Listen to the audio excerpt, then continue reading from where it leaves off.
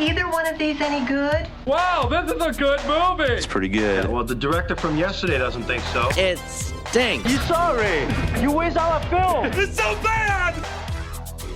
Don't look now, but it's Oscar season, and you bet we'll be talking about some nominations and some snubs, bet you can guess, and some Oscar nominees this week. Welcome in. This is the Screening Room Podcast, and she is Hope Madden. He's George Wolf. We're from madwolf.com, and we'll start off with one of those Oscar nominees getting a wider release this week. The Commandant of Auschwitz, Rudolf Haas, and his wife Hedwig strive to build a dream life for their family in a house and garden right next to the camp. This is the Zone of Interest. Wird immer mit zu unseren schönsten Urlaubsländern gehören. Im Osten steht unser Morgen. Herzlichen Dank für eure nationalsozialistische Gastfreundschaft. Heil Hitler.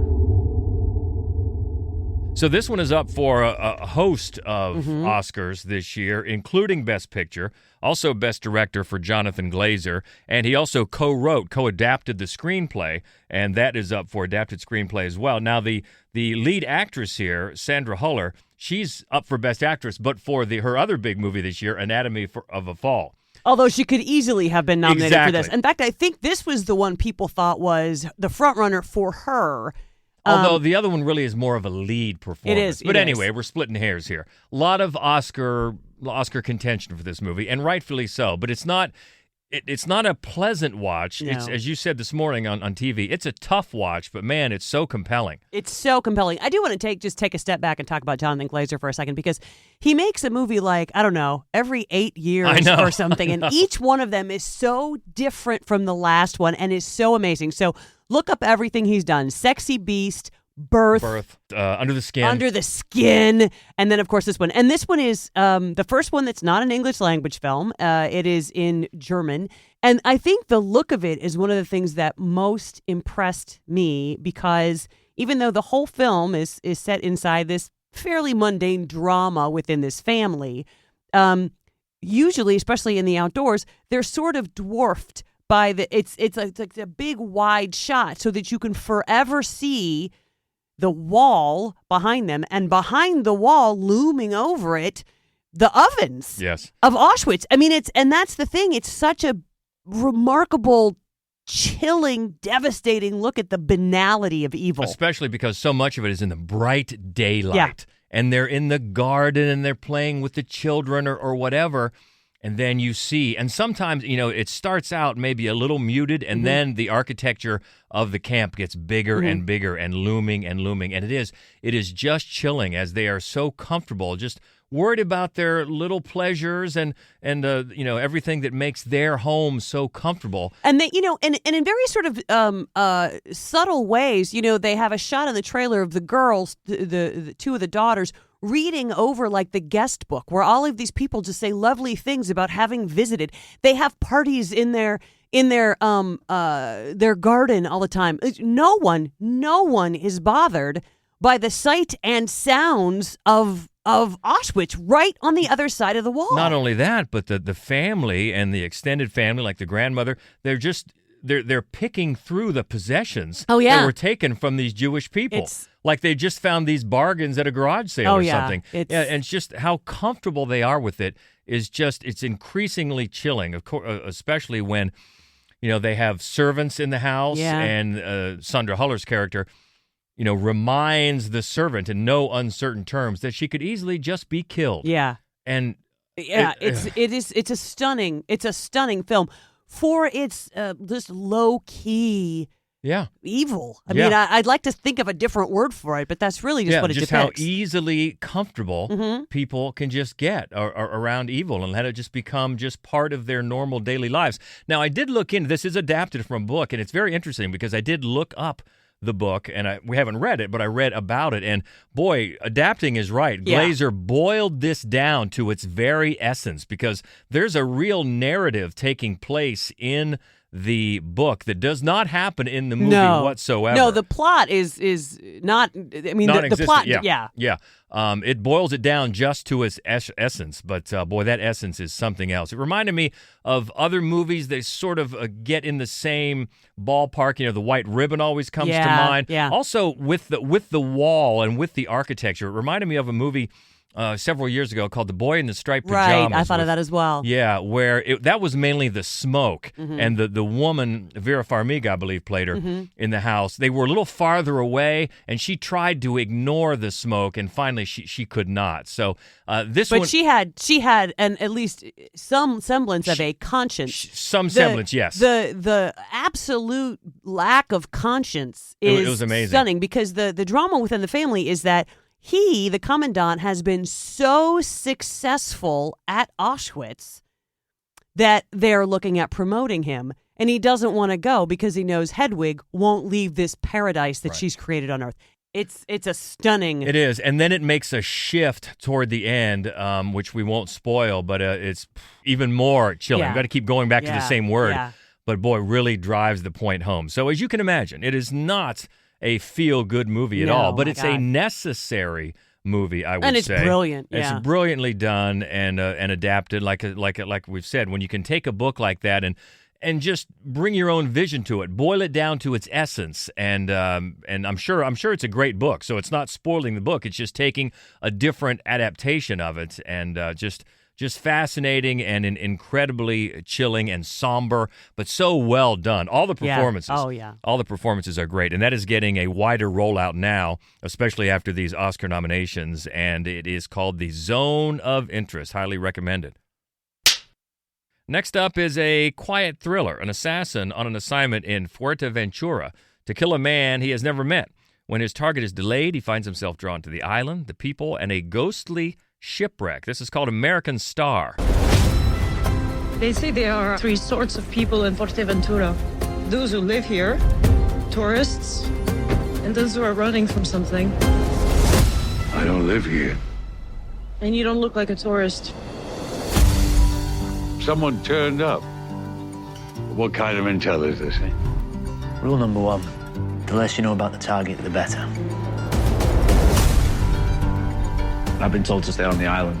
I'll work alone. Think of me as the wind beneath your wings. The reason of her interest in you is that you remind her of her father. What are you doing? Rita, he knows the target. You know, the one you're involved with. I'm not involved with anybody. Don't lie to me! Rule number 1! Let's go! I don't think no one! I'll finish this job. Ian McShane. He's also a producer here, so obviously drawn to the material, and he's great in this type of character. And it's really surprising to me, actually, how wide of a release this is getting. It's such a quiet, introspective type of movie where the action doesn't get going until the third act. I mean, it's very much a character study, but it's well done and well acted. The writer is Nacho Ferna and the director Gonzalo Lopez Gallego. And Ian McShane plays this assassin, and he's come to this coastal island off of Spain, but his target is not there yet. So he has to just lay low and take sort of advantage of the scenery. He's hanging out he's staying at this swanky hotel, and he starts to meet some people, including a little boy at the hotel and this local bartender, who he starts, nothing romantic, but they go places together. They both say they like to meet people, and they go to this shipwreck called the American Star that Wilson, Ian McShane's character, is sort of fascinated by. And it's a weird story. It's like half a ship, and she describes what happened to get half of this ship grounded just off the beach there, and he wants to go see it, so they take this day trip, and it becomes very symbolic, as you might imagine. Because we've seen these types of stories before about aging assassins, looking back on their life and maybe trying to find some retribution or grappling with the wages of what they've done all these years. And he's a former military man, fought in the Falkland Islands War, and that comes into it too. So while he's waiting and starts meeting more of these locals, then he finds out that his nephew, who's also in the family business, shows up, and that strikes a little bit of suspicion in Wilson. He's like, "Are you checking up on me? What's going on? Just to make sure that are you tailing me? And or somebody being double crossed?" So that's how it continues. As you might guess, some of the people that he meets in the town are maybe close to his target, and let's just leave it at that as things progress. So yeah, it takes its time. It's quiet. It's very scenic. It's very well done. Some of the dialogue isn't the greatest, but it's something about it, and Ian McShane is a big help with that. Just compels you, and interesting. Yes, we've seen some of these beats before, but the characterizations and the performances do make it compelling. And even though the symbolism sometimes is a little heavy, I'd still say it's worth a watch. Again, I'm sort of surprised it's getting so many big screen showings, but hey, I'm all for that. Yep. Anytime you can see something on the big screen, go for it, because it does have some good scenery as well. So yeah, it's an effective, quiet character study thriller. And if that interests you, yeah, check it out. It is called American Star, in theaters this weekend. Got a stunning documentary up next. Anselm Kiefer is one of the greatest contemporary artists. His past and present diffuse the line between film and painting, thus giving a unique cinematic experience that dives deep into an artist's work and reveals his life path. This is the latest from director Wim Wenders. It's called Anselm. Without the help of architects or engineers, Kiefer and his assistants have turned this 200-acre site into one of the most dazzling, jaw-dropping works of art in the world.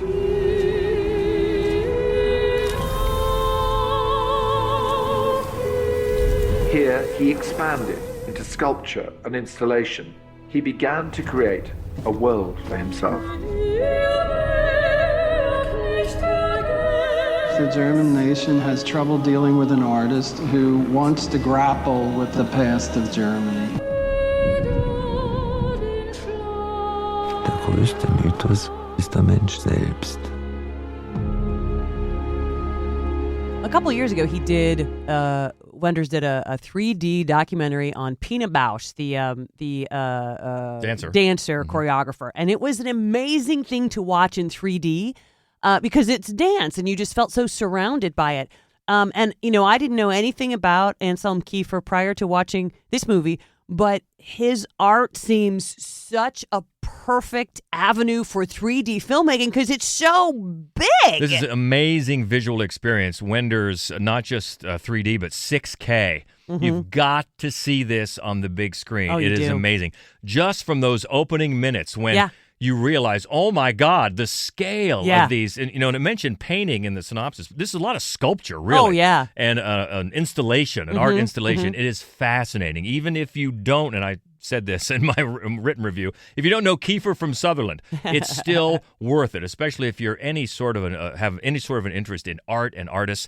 It is just fascinating because not only do you see the art and the wonder of that and how he just continues to work at his advanced age, but it's not a complete biography of his life, but it does give you an overview of how he has been for the last several decades, a provocateur, his mission. That's what it's focused on, the art, what art can represent, and this one man's mission. And that is, as a German artist, his goal is to let art stand as what he calls a protest against forgetting. Yep. And more specifically about the pains, like we were just talking about, and the pains of German history.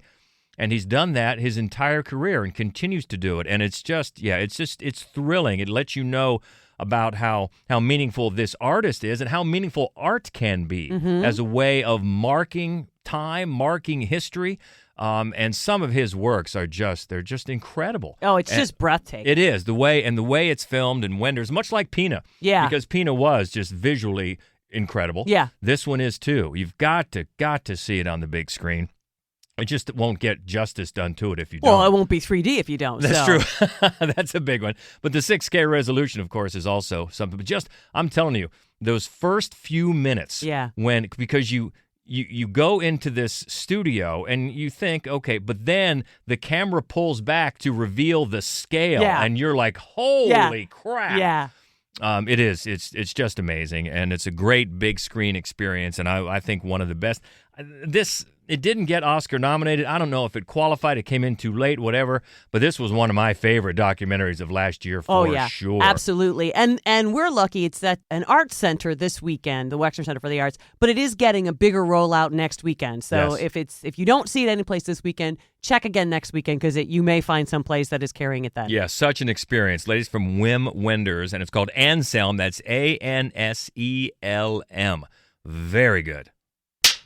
Let's stay in the theaters for historical crime drama. In Chile, in 1901, 3 horsemen are paid to protect a vast estate. Accompanying a British soldier and an American mercenary is a mixed-race sniper who realizes that his true mission is to kill the indigenous population. This is called The Settlers. Them Indians, you have no idea how much they dislike outsiders roaming their lands. These aren't their lands.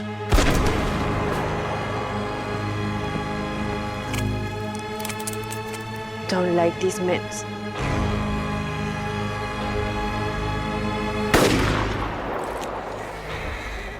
You're doing everything wrong, Lieutenant.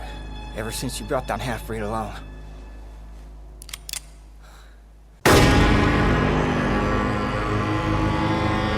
This is another visually stunning film.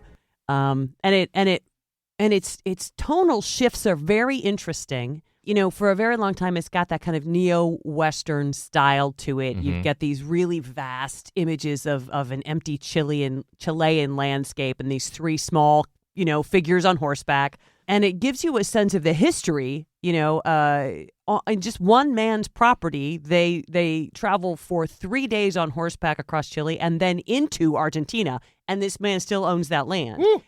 And allegedly what they're doing is looking for a path to the ocean for his sheep. But in fact, what they're doing, and this is based absolutely in historical accuracy, they are trying to, it's genocide that they are set out to eliminate all of the indigenous people on this land. It reminded me at certain times of Jennifer Kent's film, The Nightingale. Yeah. Which also it's telling the story of this one woman's revenge, but what it's really telling is a bigger picture of colonialism in Australia, and that's really what this is. And it's one of the things that I think is unsettling about this film is how universal these themes are, colonialism in all of its ugliness. And in this one, it's also it's that sort of Western sensibility. It's actually just 3 men, and they themselves really face danger when they run into different other groups who happen to be on this property, including a group of other Englishmen who are on the property. And what goes on there is wild. But it's the tonal shifts that I found very intriguing and well handled in this, as you start off in these very sort of big, giant vista landscapes, and then it narrows and narrows. By the third act, it's almost a chamber piece. You're inside these people's homes, the rich people and the politicians, and then what it does is show you how this hideous, bloody history of a nation becomes sanitized and turned into documented heroism to make the history of a country seem better. Wow, we have a theme this week, yes, it we seems. do. And boy, could you stop and wonder, why are we seeing so many of these movies right now? I wonder. Right. But tonal shifts that you talk about, that can be tricky. Because I'm sure you look back on a lot of these podcasts and we mention tonal shifts a lot of times as a negative. Yeah, we cringe. And it just doesn't work. But here, I mean, it can work. And the co-writer and director is Felipe Galvez Haberle, and I hope I pronounced that correctly. But you can skillfully make a tonal shift. Absolutely. Yeah, it can be done. It's done here. Yeah, and all 3 of the performances, really there's 4. At about the halfway mark, they pick up a 4th character, and she's the one in the end. She is the last scene in the film, and like the entire history of the world is written on her face. And but all of the performances, the entire film, they're really, really good. Yeah, this is another good one, another recommendation in theaters this week, and it's called The Settlers. Let's go to VOD next for a thriller, a favorite of ours. Melina wakes up disoriented in the trunk of a speeding car and discovers to her horror that she is missing more than her memory. With her mobile phone as the only link to the outside world, she wages a desperate battle for survival. This is called Trunk, Locked In.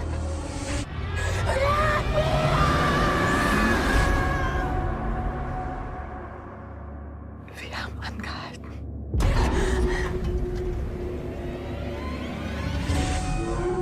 When we saw this first, it was just called Trunk. Right. And it was at the Nightmares Film Festival. And I think it won Best Thriller, and it is, I'm sure it did, actually. It did. We are lucky enough to be that we're the lead thriller judges for Nightmares Film Festival, and we jumped on this one when it came in. So we go back a ways with this one, and with the director, Mark Schaefer.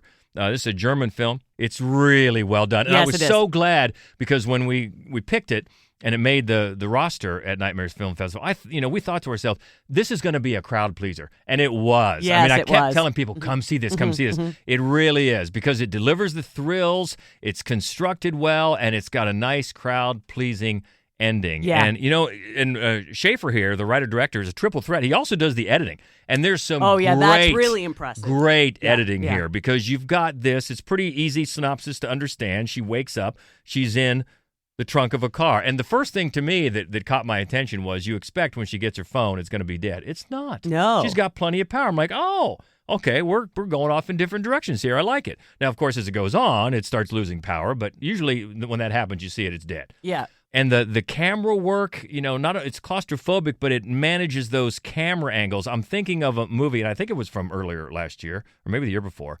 one of the latest from Liam Neeson, Retribution. I think it was all set in a car. Yes. What they tried to do is what Schaefer is able to do with this, with the camera angles and the inventive looks to get inside the car, maybe right outside the car, and points of view.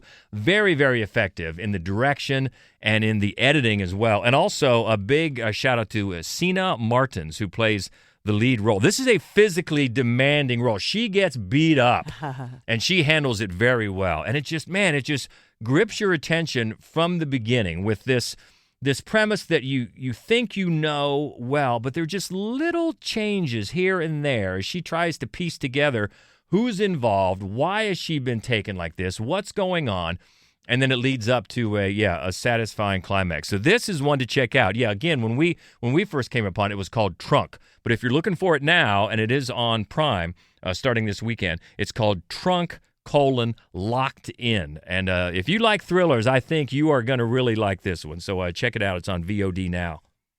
Let's stay with VOD for another horror thriller. A man finds himself trapped, but this time it's in a desert canyon with a woman living off-grid who is captive to a pack of sadistic boys. This is called The Seeding.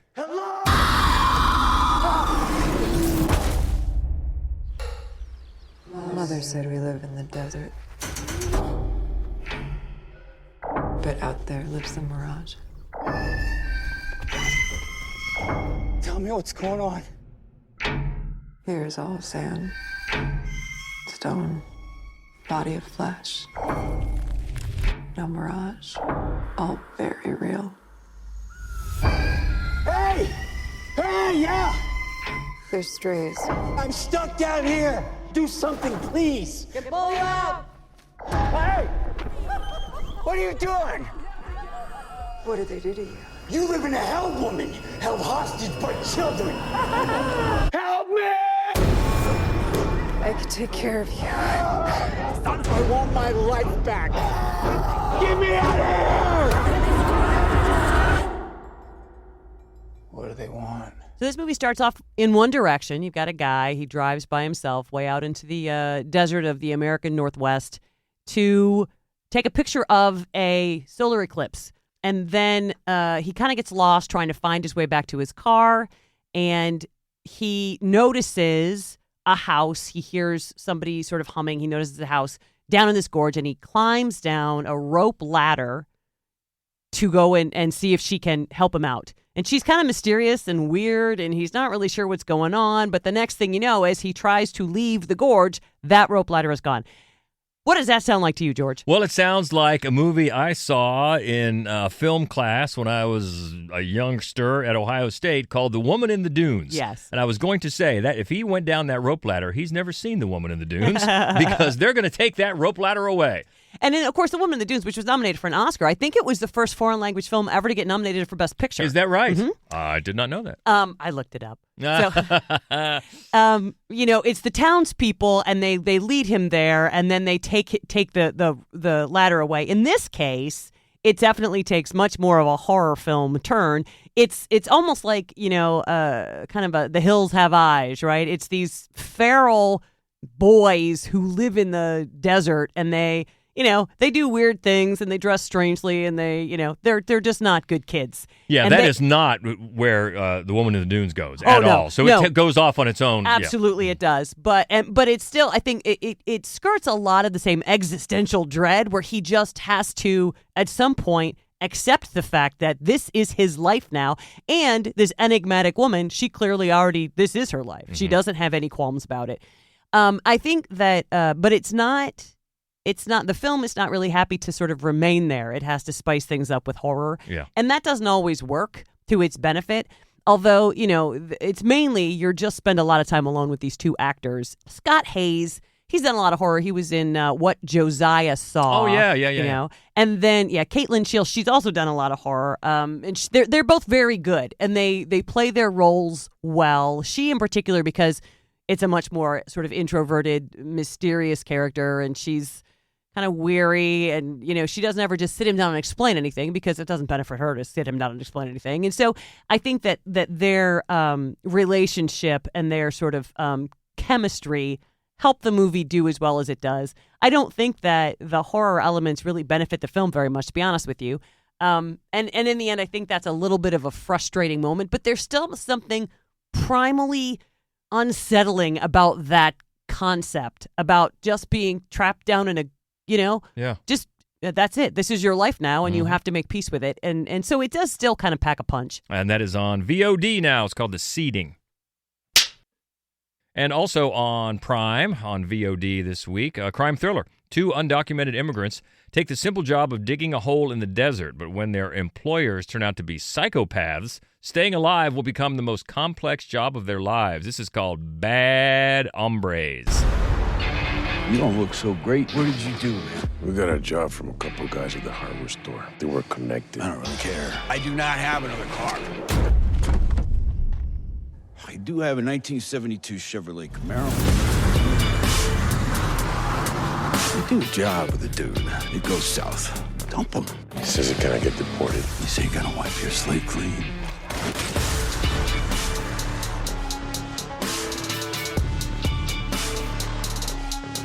I can make one phone call, and they'll tell me exactly where this picture was taken. They're gonna demand blood.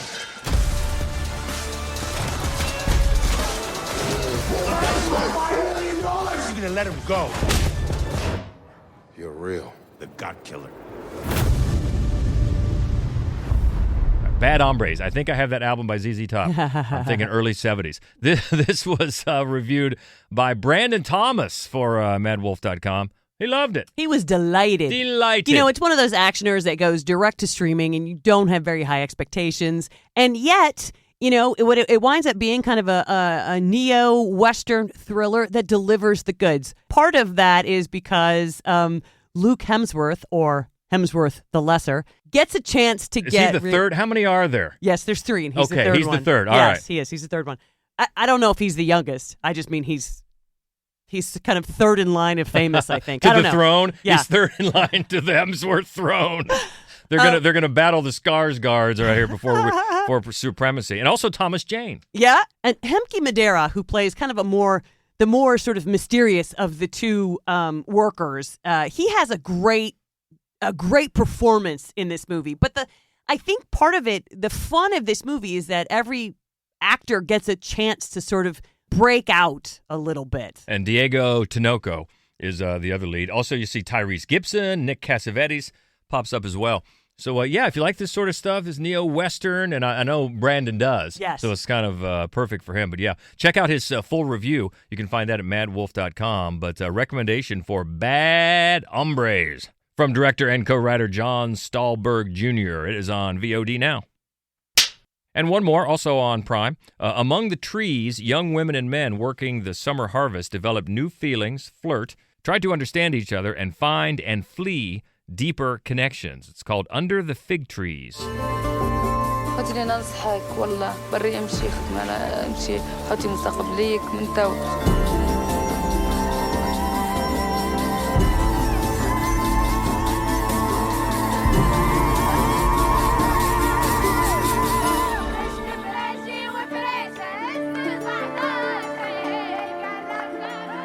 Christy Robb reviewed this Tunisian film for us at madwolf.com. Another big recommendation. Yeah, this is co-writer and director Arige Sahiri. Hope I pronounced that one right. Yeah, she found this to be very, very effective. In a study, it's sort of the older workers looking at the younger workers and, you know, the life that they have ahead of them, and maybe they're trying to find a different life, and the odds are against them. Yeah, and it's kind of a day in the life sort of a film, yeah. Not really heavily plotted, absolutely beautiful to look at. And Christy was completely absorbed by it. Right, and you can check out her full review at madwolf.com. But another recommendation for this one, streaming now, called Under the Fig Trees. Okay, before we head to the lobby, yeah, big week this past week with the Oscar nominations, and we'll just get in line with the ones that take understandable umbrage with the exclusion of Greta Gerwig for Best Director. I find that stupefying.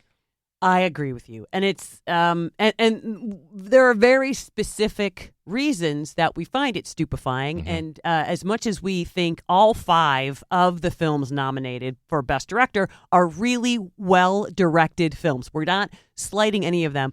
Barbie is such a director's film. Yes. The visual of it, the look of the film, the vision. Yeah, the vision of it is stunning. But one of the other things, all of the sort of playful choices that she made, I wonder if people recognize how that's all her. Yeah, it's amazing. And we wrote a whole blog about it, as we do every year once the Oscar nominations come out. And I will say this year seems especially stacked. I mean, so many categories are just full of so deserving nominees. And when you say, for us anyway, when you say somebody got snubbed, then we say, okay, then who would you put him in? Yeah. Who would you now? And that can be a tough one sometimes. But you definitely, or we find them, as we always do on our blog about this. And for Best Director, case in point, even though, like you say, all these nominees are great, the 2 that we would remove are for Anatomy of a Fall and The Zone of Interest. Now, we just got done saying how great of a movie The Zone of Interest is. Yeah, Anatomy of a Fall as well. Yes, they are. But as far as a director's vision, you got to split hairs and come up with 5, which is really tough. Because I also just want to say the tone.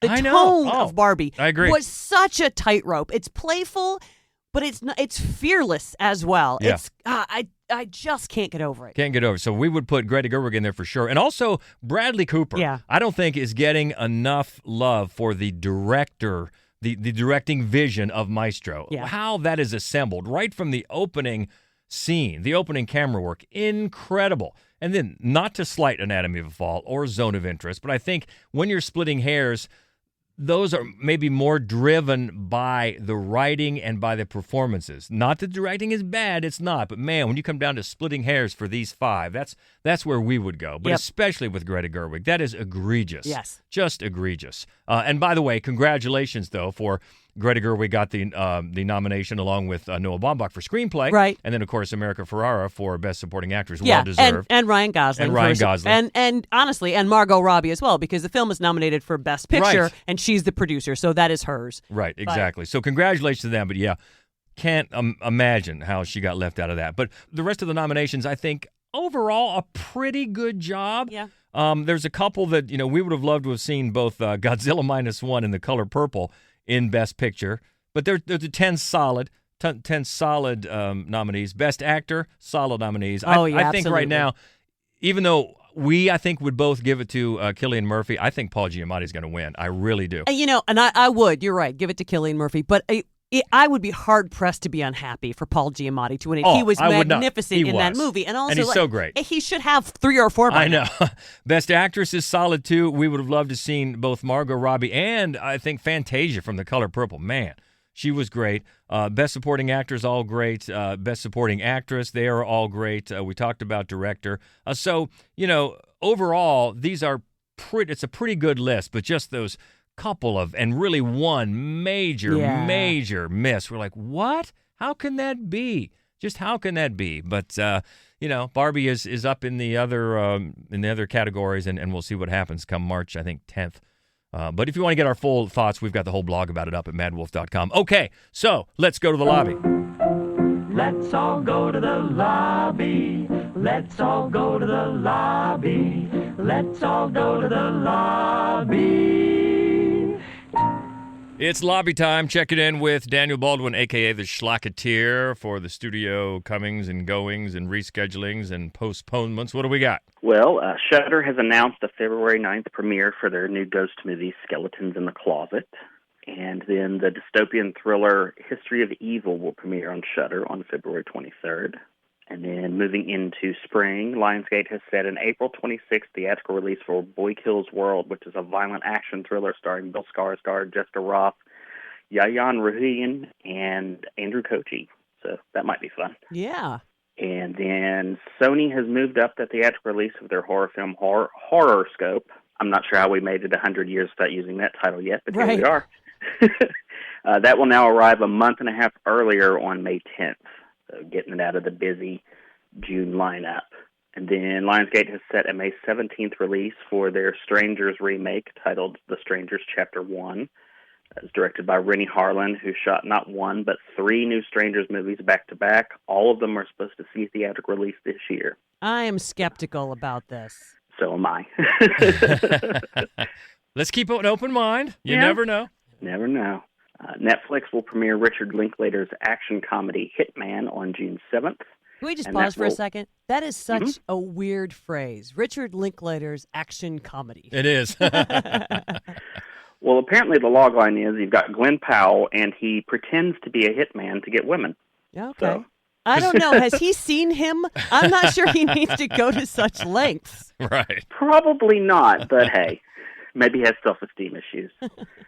But anyway, that'll hit Netflix on June 7th, but it is supposed to get a limited theatrical run sometime in May. And then Apple and Sony's space race drama Project Artemis will hit theaters on July 12th. That stars Scarlett Johansson and Channing Tatum. With that pair, I would assume it's a bit comedic, but not positive on that. Also attractive. A lot of attractive. Yes. And carrying on with that, Universal has pushed back the release of Blumhouse's remake of Speak No Evil to September 13th, and that stars James McAvoy. And then Apple and Sony have set a September 20th theatrical release for Wolves, not Wolves, Wolves, which is George Clooney and Brad Pitt reuniting for an action thriller. All right. Yeah, it's been a while. It has. And then there is a new DreamWorks animation movie called The Wild Robot, set for theaters on September 20th. And I've got 3 more for you. Lionsgate has set a September 27th release for Saw 11. No further details about that at this time, but I would assume it'll be some sort of direct follow-up to Saw X. And then Lionsgate has Helen Mirren's awards fair title White Bird now set for an October 4th release. It was originally supposed to come out this past fall for award season, but they pushed it after the strikes ran long. Yeah. And then closing things out is a Christmas action comedy on November 7th in theaters titled Red One, which stars Dwayne Johnson and Chris Evans, who both work for Santa Claus, who is J.K. Simmons. Oh, J.K. Simmons. All right. Okay, now I'm in. Perfect. All right, we can always catch up the latest news and notes with Daniel. You can find him at The Schlocketeer on the socials. Thanks again. Hey, thanks for having me. Looking ahead to next week, it's led by, well, this one looks fun, called Argyle. Scrambled. Oh, just saw that last night. One called Promised Land. Departing Seniors. I like that a lot. That's another Nightmares Film Festival alum. And another Nightmares Film Festival alum. Talk about a crowd pleaser. One coming next week called Hundreds of Beavers. Another one called Fitting In. Also, She is Conan. And Dario Argento Panico. Oh, we just watched that as well. So that's all ahead next week. What do you think about this week? Let us know any of the films coming out, or if you want to talk Oscars, we're down with that. You can always find us easily on Twitter. We're at Mad Wolf. Also on Facebook and Instagram and Threads at Mad Wolf Columbus, and the main website where you can find all of our written reviews and other fun stuff, including our other horror movie only podcast called Fright Club. That's all for you there at madwolf.com. So enjoy the movies, enjoy the Oscar talk, and be well. Hopefully, I hope you're better than Hope. Hope is you're not sounding as bad as you did last week. No. Making some improvements. Inching toward health. Hope you're well this week, and we'll talk again next week. And until then, she is Hope Madden. He's George Wolf. And this is the Screening Room Podcast. See ya. I do wish we could chat longer, but I'm having an old friend for dinner. Bye. Okay, everybody, that's a wrap.